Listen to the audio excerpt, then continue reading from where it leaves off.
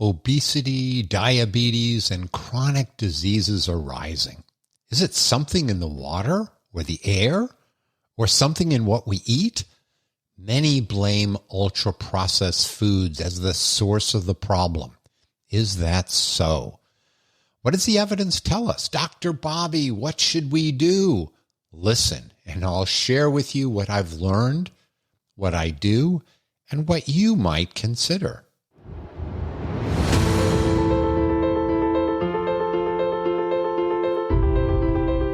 Hi, I'm Dr. Bobby Du Bois, and welcome to Live Long and Well, a podcast where we will talk about what you can do to live as long as possible and with as much energy and vigor that you wish. Together, we will explore what practical and evidence-supported steps you can take. Come join me on this very important journey, and I hope that you feel empowered along the way. I'm a physician, Ironman triathlete, and have published several hundred scientific studies. I'm honored to be your guide. Welcome, my dear listeners, to episode 53, Ultra-Processed Foods, How Harmful and Why. Well, today there are fast food opportunities awaiting us on every corner. Could be a Big Mac, a Big Gulp, Domino's Pizza. And then when we go into the market, there are processed foods on every aisle. Hamburger Helper, Fruit Loops, frozen pizza, canned soup, and even protein bars are ultra-processed foods. I love some ultra-processed foods. I love donuts. I love Chick-fil-A's biscuit breakfast sandwich. I love pretzels. I love croissants. Today, 60% of food in the American diet is ultra-processed. And we do have an epidemic of obesity and diabetes. Did the ultra-processed foods get us here? And if so, how? Well, like many of our episodes, it's a mixed story, but there'll be something for everyone on this topic. All right, let me begin with a caveat. Clearly, it's preferable to buy food at your local farmer's market or shop the market periphery for whole fruits, whole vegetables, and meat, and cook all those meals at home and use ingredients that you can pronounce and you understand.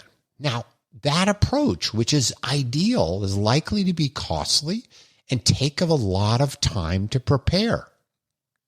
Then, of course, there are the ultra-processed foods, the breakfast cereal, the bacon, the chips, the sodas. They're often inexpensive and they're quick to prepare for a meal. The question really is, how harmful are ultra-processed foods? And why? And what's the evidence I see that either frightens me or reassures me, and evidence that I don't see? Now, as always, I'm going to share my view of this. I'm looking at studies. I've been thinking about this topic for years, so this is really a synthesis of what I take from all the literature and all the discussions. Clearly, if you have GI problems or chronic inflammation, talk to your doctor, because what I say might not fully apply to you. If you like this podcast, if you like my podcasts in general, recommend the podcast to others.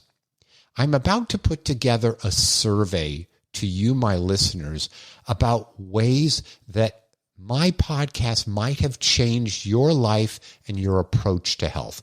Please send me some notes. Give me suggestions about what I ought to put into that survey about what changes in life you might have done. If you're going to text me through your app on podcasting, please include your email as part of that text so I know how to get back in touch with you, because otherwise I can't. Why now? I always try to put this in perspective. Why would I be talking about ultra-processed foods now? Now, I've been talking and thinking about this for a lot of years. But when I was in medical school and Gail and I were together and she was in college, we would go, because we didn't have much money, to the local market, the Giant brand in Baltimore, Maryland, when I was at Hopkins and she was med school and she was at Hopkins undergrad. And we would buy the market brand mac and cheese, not the Kraft brand. That was more expensive. We would buy the market brand for 25 cents a box. And it was cheap, it was yummy, it was quick to make, and we would eat that a lot. Now later, when we had a little more money, we started making real macaroni and cheese. But what we found was we didn't actually like the real macaroni and cheese. We still craved that ultra-processed chemical version. So I definitely understand the appeal of ultra-processed foods. Second, in addition to being a podcaster, I'm also the host and tractor rider and kangaroo, alpaca, and antelope guide at Madrone Springs Ranch, Gail and my exotic animal ranch and bed and breakfast location, where I'm also the chef. So I do enjoy cooking, and I do want to prepare healthy foods for our guests. I personally don't eat a lot of ultra-processed foods, but I will eat anything in moderation, and that includes those kinds of foods. All right, let's begin our journey. Part one, how did we as Americans get to having 60% or 70% of our diet due to ultra-processed foods? Well, to answer that question, you and I need to climb in to our food time machine. And we're going to go back, say, 150 years. Historically, back then in the early 1800s and for thousands of years before that, food spoiled if it wasn't eaten right away. Vegetables were seasonal and there wasn't meat available all the time. So this was a problem. You had food, you had no food, but no way to keep the food around as easily as you might for times when there was scarcity. In the Civil War era, they invented tin cans so that you could put food in and keep the food for long periods of time. But that was expensive, and only the well-to-do soldiers had access to the tin canned food. Now, things got better around the time of World War II, and there were a lot of foods available for our soldiers.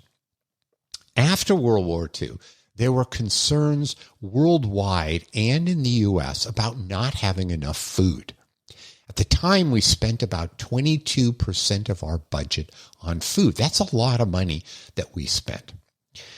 But around that time, there was a revolution in food. And that was that we learned how to grow crops in new ways that made the yields much higher.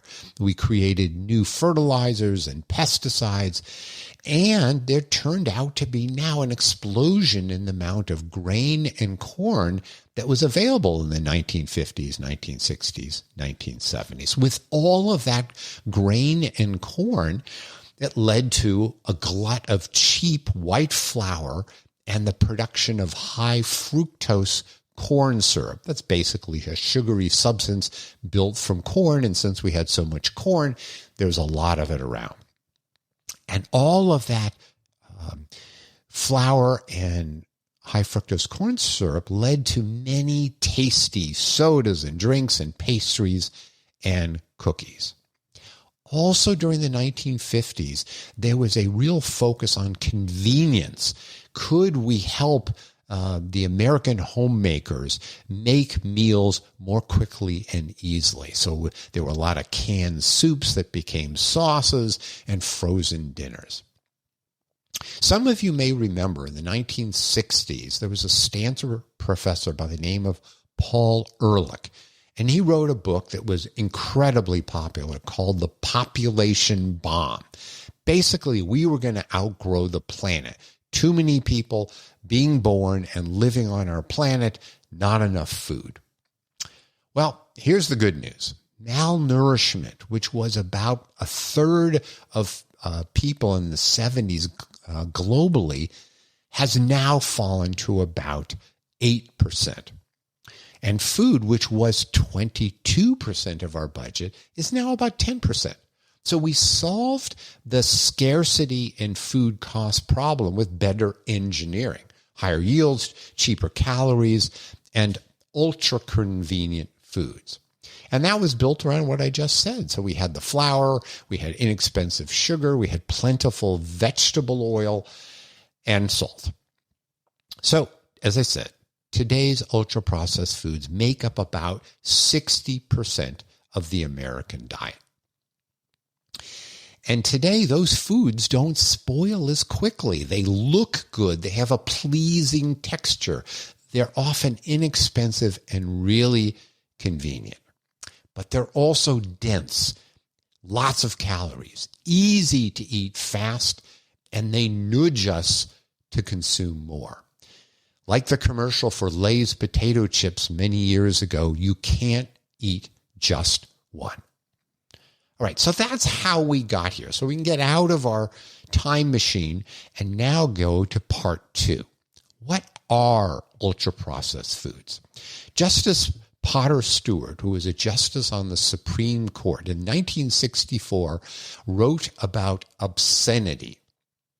I will know it, he said, when I see it. Well, it's kind of the same thing for ultra-processed foods. We know that Big Mac, a Doritos, a Krispy Kreme glazed donut, Oreo cookies are ultra-processed foods. But what about lean cuisine or healthy choice lasagna? Would that be considered an ultra-processed food? How about if you make that lasagna or cookies at home with ingredients from your kitchen? Clearly that's processed, but when does it cross the line into ultra-processed, and is crossing that line critically important? Okay, this is a relatively new area of study, and there is no formally agreed upon definition of when a food becomes processed food, which becomes ultra-processed. There is the NOVA classification system, and it's been widely discussed. It's what people tend to refer to, but it isn't a perfect definition. I will walk through it with you just to give you a flavor of how people think about this idea. Now, the NOVA system came out in about 2009, and there were 4 different groups, from 1 to 4, 4 being the ultra-processed. Initially, that system was built around processing, thus the definition or the name ultra-processed. It wasn't as focused on the ingredients. It was focused on how did you create that food, and was there sort of engineering and mechanical processing in the process. Now, things have modified a bit, but that was where it originated. So group 1 is basically food. Just raw food, fruits and vegetables. So you might have an apple, you might have an egg. Clearly, there's been no processing. That is group 1. Group 2 is some processing. So obviously you have olives, but to create olive oil, you got to squeeze them. Butter is churned cream, but you got to turn it from cream to butter. So that's group 2. You might call it just a bit of processing. Group 3 combines some of the original group 1 with group 2. So you might have canned vegetables, so canned beans, or fruits in a tin with some syrup, or, tuna in a can, or fresh made bread. So these group 3s process a little bit and then add to it salt and sugar often and oil. And now we get to the most worrisome one for most people, which is group 4, which is the ultra-processed. Like a Potter Stewart, we know things like Pepsi or Chips Ahoy cookies or Stouffer's or Marie Callender's meatloaf or other frozen dinners might fit into that category. And what's happened in the group 4 NOVA classification is you've taken kind of pieces of food, raw food, and you processed it. And then you put it all back together. And when you put it all back together, it's engineered to meet the goals of cheap, stable, and desirable. And they often have the unique and craving combination of fat, carbs, or sugar, and salt. And if you look on the labels of these things, you may find ingredients that don't sit in your kitchen. You don't understand where they came from. So that's the classification. Again, it's not perfect, but it's a way to begin to think about the topic. The all-important part 3, why ultra-processed foods might be harmful. And there are 3 different aspects that I will walk us through. The first is, if you look at the ingredients themselves may be harmful. Now, there's lots of fear around this. There's not a lot of compelling data, but there are 4 ingredient types that people focus upon. The first are what are called stabilizers. So when you have ice cream, you want it to hold together. You don't want it to be icy. Your yogurt, you would like it to be velvety and soft and a uniform consistency. Stabilizers are added to those foods to make that happen.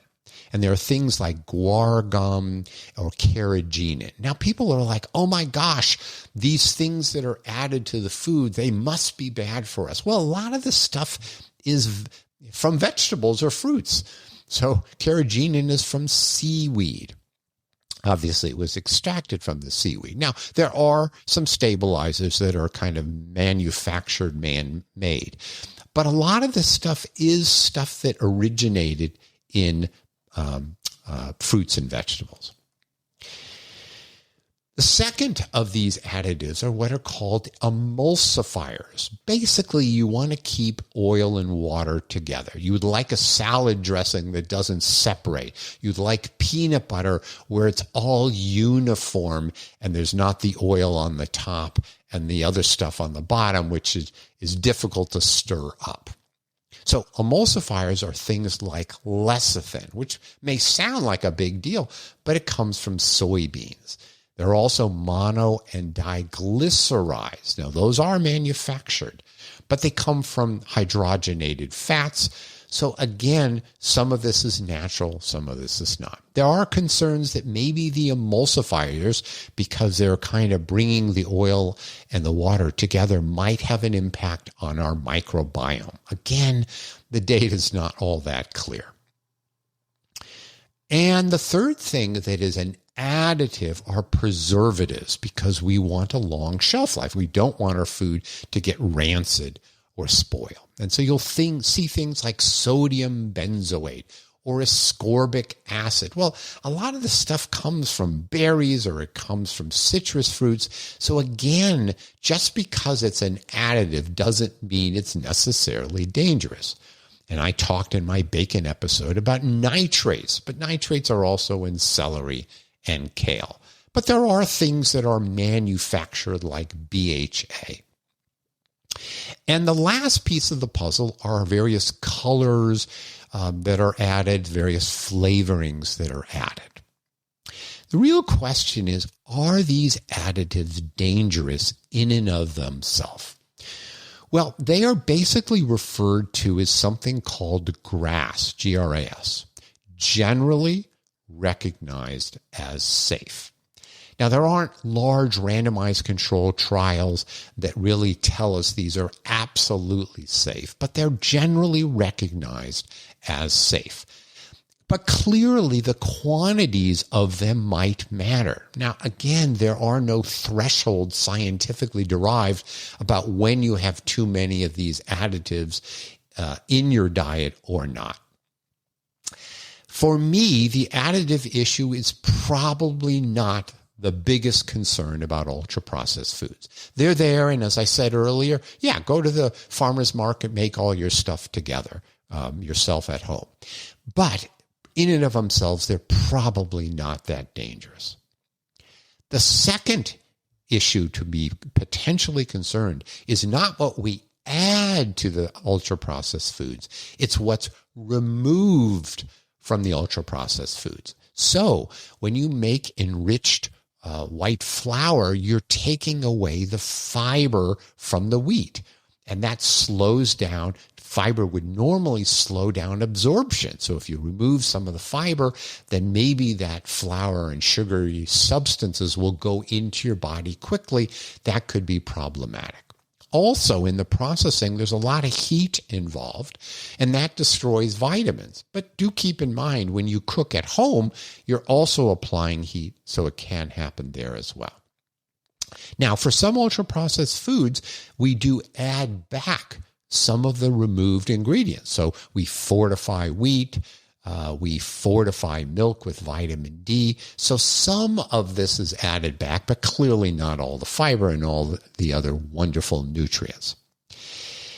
If you had a small amount of ultra-processed food in your diet, and yes, maybe it was nutrient poor, might not matter so much. But when 60 or 70% of your diet is ultra-processed food, and each of those items may be removing nutrients that could be important to you, that could be a problem. So it depends upon how much of the ultra-processed foods that you eat. And this probably gives you an inkling of where I'm going to net out on all of this. Now we get to the third aspect of potential concern. And this is the one that I believe makes us all should be worried about ultra-processed foods. And that is, ultra-processed foods are calorie-dense. Every bite has a lot of calories, more so than eating an apple or eating a cucumber. And they are engineered to be yummy. Of course, they want to sell more of their food.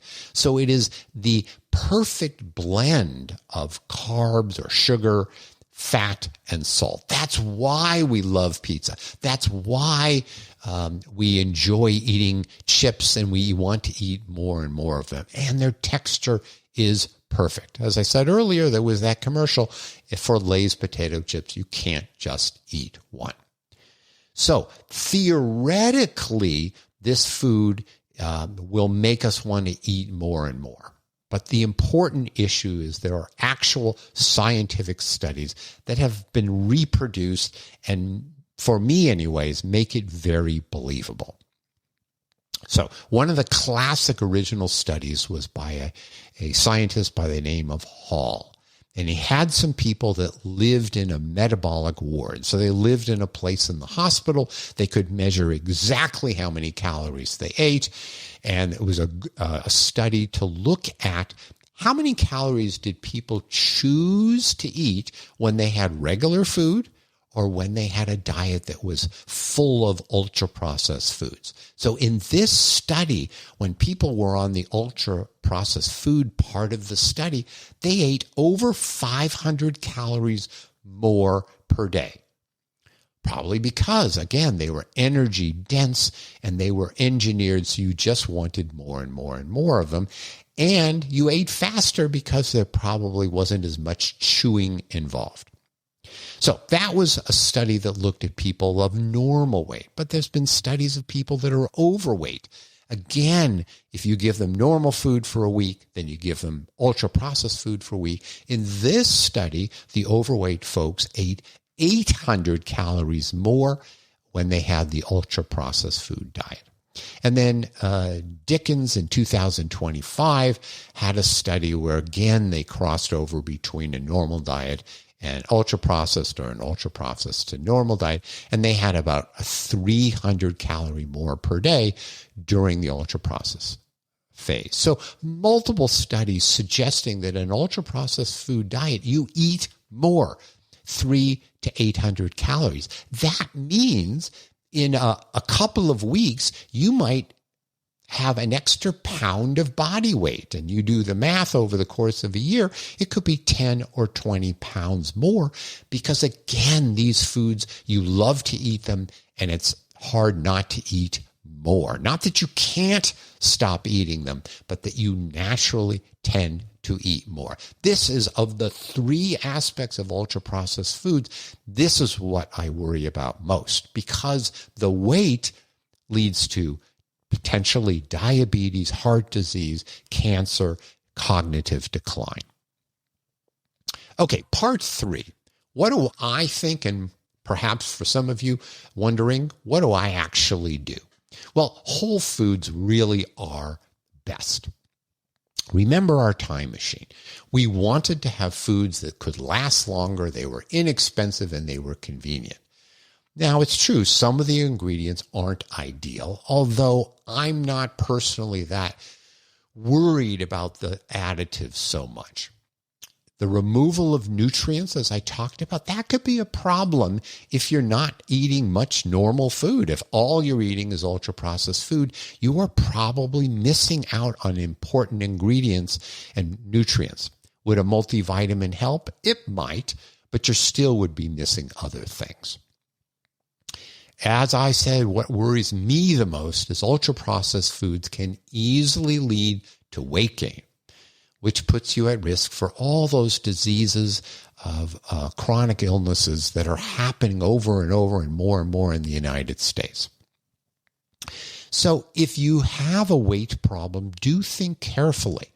These foods are calorie dense, they're inexpensive, and they are engineered to be desirable or irresistible. Look, if you want to have a bowl of Fruit Loops, a small bowl of Fruit Loops, but the rest of your breakfast, the rest of your day is really healthy foods, I don't think that's a problem. But when it's 60 or 70% of your diet, it might be. If you're a normal weight, then that issue of ultra-processed foods making you eat more and more may not be a problem. Sure, the fact that the might be removal of vitamins, that's important. But again, for me, the big issue is the weight gain. So what do? I eat anything in moderation. I drink alcohol in moderation. I have my bacon mostly in moderation. So for me, I don't get frightened by most of these food concerns. But when I go to the market, I do shop around the periphery by and large. I get my whole fruits and veggies, and I go to the meat counter and get my meats. But I love to cook, and I do buy canned tomatoes or canned black beans. And some of these clearly have salt added to them. They may have calcium chloride added to them, which is, again, part of the preservatives. I might buy coconut milk to put in an Asian recipe, which has guar gum. And as I said, there may be preservatives. But I buy these. They are basically healthy ingredients, and maybe there's a little bit of other stuff added to them.